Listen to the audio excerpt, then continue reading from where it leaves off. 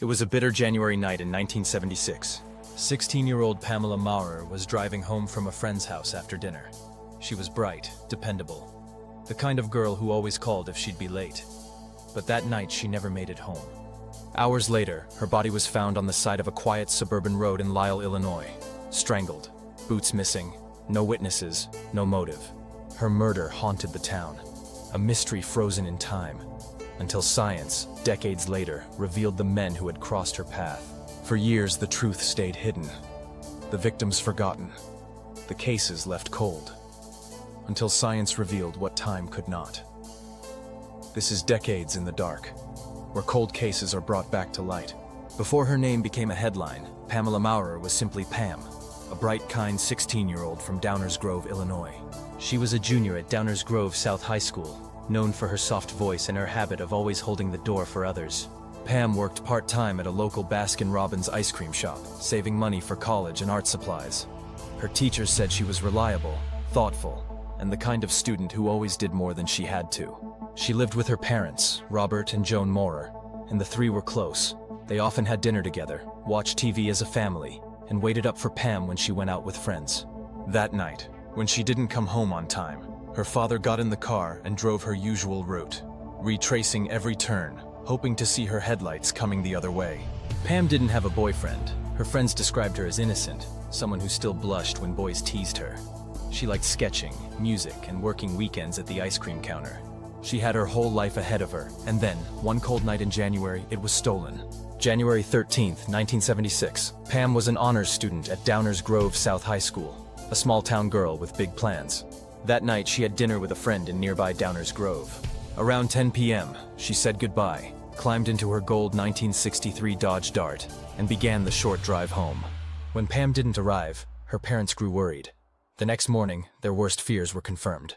Her body was discovered along College Road near Maple Avenue, just a few miles from her home. A man driving by saw what looked like a mannequin in the snow, but as he got closer, he realized it was a girl. Pam's car was later found abandoned near Cass Avenue and 75th Street, about 3 miles away. Her purse was inside. Her boots were missing. When investigators arrived, they immediately noticed something strange. Pam's feet were bare. Her brown waffle stomper boots, the kind every teen seemed to own in 1976, were nowhere to be found. They weren't in her car, they weren't near the body, and they've never been recovered.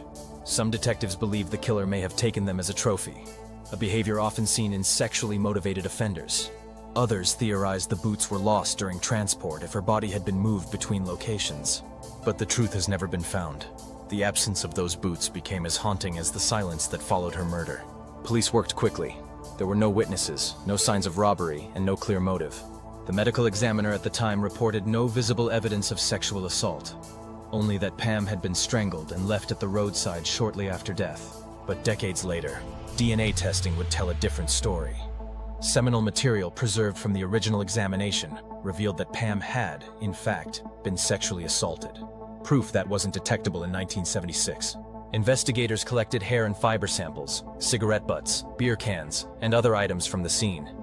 They stored everything carefully, though few could imagine how valuable that evidence would one day become. Still, in 1976, DNA wasn't yet part of law enforcement's toolkit. The case went cold. Over the years, detectives revisited Pam's file. Dozens of tips were followed. Some leads pointed to truck drivers passing through the area. Others suggested a local man seen near the scene that night. In 2001, DNA testing was finally performed on evidence from the case. Semen recovered from Pam's body. To their surprise, scientists found 2 distinct male DNA profiles. The results didn't match anyone in the National CODIS database. Detectives had 2 unidentified men, 2 predators, but no names. For nearly 20 years, the mystery lingered, until a new technology changed everything. In 2020, forensic genealogy opened a door that had been closed for 45 years. Investigators turned to Parabon Nanolabs and genealogist C.C. Moore, specialists in reconstructing family trees from tiny DNA fragments. By uploading the unknown profiles to public databases, they found genetic links to 2 families from Illinois. The first match pointed to Bruce Lindahl, a 23-year-old electrician who lived near Pam in 1976. Bruce was already dead. He'd accidentally killed himself in 1981 while stabbing a 19-year-old acquaintance, Charles Huber, more than 30 times. During the attack, he severed his own femoral artery, a major vessel running through the upper thigh that carries blood to the leg. He bled to death within minutes beside his victim. After his death, investigators preserved blood samples from the scene, the very DNA that, decades later, linked him to Pam. When police searched Bruce's home after his death, they found women's jewelry and personal items that didn't belong to him, trophies kept from other attacks.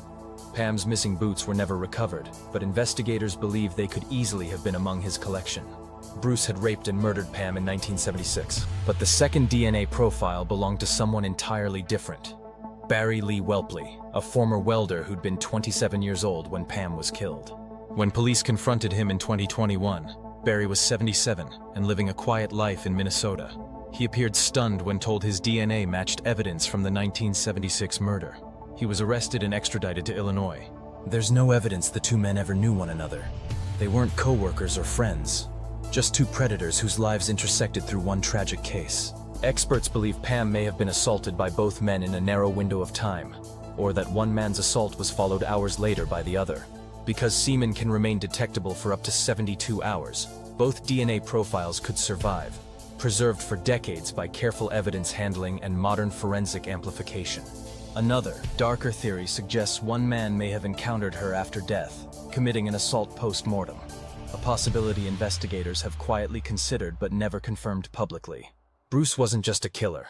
He was a serial predator, responsible for at least 2 murders and more than a dozen sexual assaults between 1974 and 1981. He charmed his victims first, offering rides, fixing cars, pretending to help, before turning violent.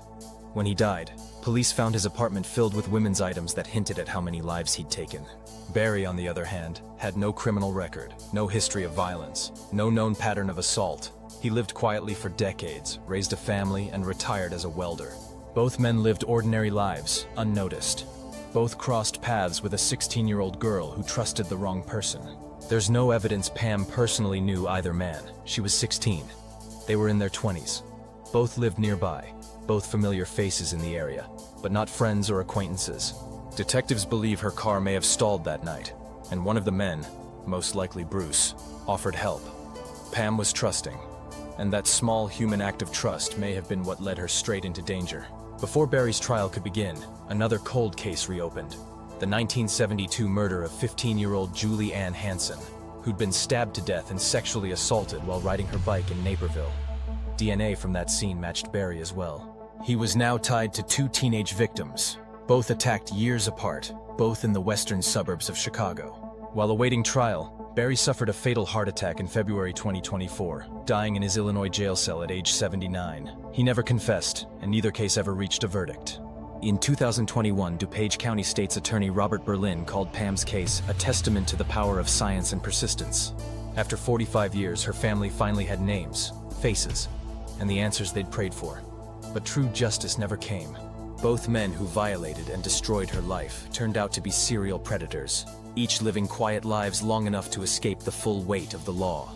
Pam had unknowingly crossed paths with 2 serial killers in a single night, a horror beyond reason, and a reminder that evil can hide anywhere. For nearly half a century, the truth waited, sealed inside a single strand of DNA. A science that didn't even exist when Pam died would one day give her back her story, her dignity, and her justice. She wasn't just the girl beside the road. She was Pam, and her voice, though silenced, was finally heard. This is Decades in the Dark, where science brings the past to light. Subscribe for more stories where justice never expires.